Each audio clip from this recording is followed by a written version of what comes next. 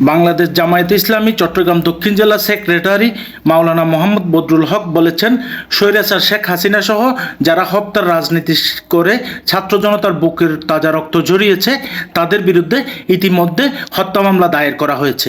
হত্যাকারীরা যেখানেই থাকুক না কেন অতি দ্রুত তাদের আইনের আওতায় আনতে হবে। বাংলাদেশ জামায়াতে ইসলামী বড়হাতিয়া ইউনিয়ন শাখার উদ্যোগে আয়োজিত কর্মী সমাবেশে প্রধান অতিথির বক্তব্যে এসব কথা বলেন তিনি। এ সময় তিনি আরো বলেন, আমির জামাতের নির্দেশ হলো এদেশের প্রতিটি মানুষ আমাদের কাছে আমানত। কেউ যদি অন্যায় করে থাকে, হত্যা করে থাকে, খুন করে থাকে, তাদেরকে আমরা আইনের কাছে সোপর্দ করব। তাদের বিচার এই বাংলার মাটিতে হবে। যেমনি ভাবে সেই খুনে এবং ওই যে এই বাংলাদেশে অসংখ্য খুন চালিয়েছে সেই শেখ হাসিনার বিরুদ্ধে ইতিমধ্যে অসংখ্য হত্যা মামলা হয়েছে। আজকের এই কর্মী সমাবেশে প্রশাসনের কাছে সাংবাদিকদের মাধ্যমে আমি অনুরোধ জানাবো, যারা দীর্ঘদিন এই বাংলাদেশে হত্যার রাজনীতি করেছিল তাদের বিরুদ্ধে যে মামলা হয়েছে সেই মামলা অনুযায়ী তারা যেখানে থাকবে থাকুক না কেন তাদেরকে গ্রেফতার করে আইনের আওতায় আনে এই বাংলাদেশকে সুন্দর বাংলাদেশে পরিণত করার যে কাজ চলছে এই কাজে সকলকে সহযোগিতা করতে হবে। সেদিন ছাত্র সমাজ বারবার বলেছিল আমাদের দাবি মেনে নিন।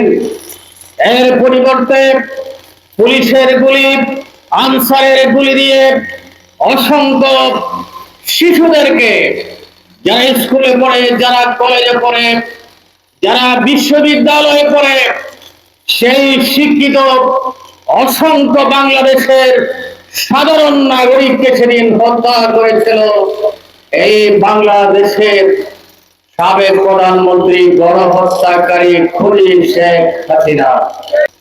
খুনি হাসিনা মনে করেছিলেন আমি ৭৪ জন সেনা কর্মকর্তাকে হত্যা করেছি, হেফাজতে অসংখ্য ওলামায়ে কেরামকে হত্যা করেছি। ২৮ অক্টোবর জামাত ইসলামের সেই জনসভায় আক্রমণ চালিয়ে জামাত এবং শিবিরের কর্মীদেরকে হত্যা করে সেই লাশের উপর নৃত্য করার জন্য নির্দেশ দিয়েছিল এই খুনি শেখ হাসিনা। সেদিন মনে করেছিল অতীতে যেমন হত্যা করেছে আজকেও ছাত্র সমাজকে হত্যা করে আমার এই অবৈধ গতিকে পাকাপোক্ত করে বাংলাদেশের জনগণকে শোষণ করব। দীর্ঘদিনের চেপে থাকা সেই ক্ষোভ বহিঃপ্রকাশ হলো ঢাকা, চট্টগ্রাম, রাজশাহী সহ সারা বাংলাদেশের রাজপথগুলো এদেশের স্বাধীনতাকামী জনগণ সেদিন দখল করে দিয়েছিল।